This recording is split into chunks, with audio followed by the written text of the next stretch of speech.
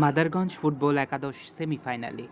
বিস্তারিত জানাচ্ছিলেন মোহাম্মদ শাকিল ইসলাম, নিজস্ব সংবাদদাতা জামালপুর থেকে। অভিযান নিউজ টিভির সাথে আছি আমি নাইম। জামালপুরের মাদারগঞ্জে অনুষ্ঠিত আরাফাত রহমান কোকো স্মৃতি ফুটবল টুর্নামেন্ট 2026-এর চতুর্থ কোয়ার্টার ফাইনালে ট্রাইবেকারে ময়মনসিংহের বিদ্যাগঞ্জ ফুটবল একাদশকে 4-3 গোলে হারিয়ে সেমিফাইনালে উঠেছে মাদারগঞ্জ ফুটবল একাদশ। শনিবার 18 জুলাই বিকেলে মাদারগঞ্জ আশিক মাহমুদ পাইলট উচ্চ বিদ্যালয় মাঠে অনুষ্ঠিত ম্যাচের নির্ধারিত সময় 1-1 গোলে সমতায় শেষ হয়। পরে ট্রাইবেকারে স্নায়ুচাপের লড়াইয়ে জয় নিশ্চিত করে স্বাগতিক দল। খেলা উপভোগ করতে মাঠে হাজারো দর্শকের উপস্থিতি ছিল চোখে পড়ার মতো।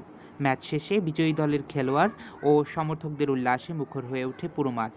এ সময় প্রধান অতিথি হিসেবে উপস্থিত ছিলেন মাদারগঞ্জ উপজেলা বিএনপির সিনিয়র সহসভাপতি মোহাম্মদ আব্দুল মান্নান সহ বিএনপি ও অঙ্গ সহযোগী সংগঠনের বিভিন্ন পর্যায়ের নেতৃবৃন্দ।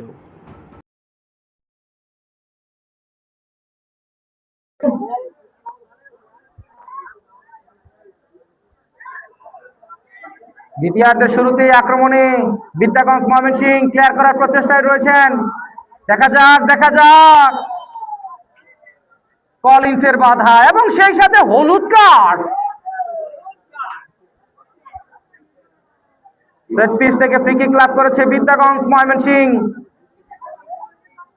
মতো যদি একটা কিক নেওয়া যায়, ভালো একটা ফিনিশিং যদি ঘটানো যায়, তাহলে কিন্তু অঘটন ঘটে যাবে। প্রধান রেফারির দায়িত্ব পালন করছেন পরাগ কুমার ভদ্র, সংক্ষেপে আমি পিকে নামে তাকে বলে থাকি। পরাগ কুমার, দেখা যাক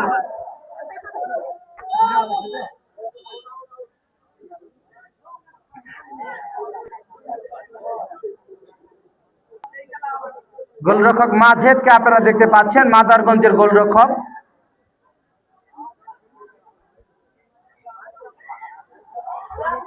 দারুজ দারুজ দারুজ দারুজ, হাই রে হাই, পানির বাঁ। মাদারগঞ্জের খেলোয়াড়রা হতাশ হতাশ।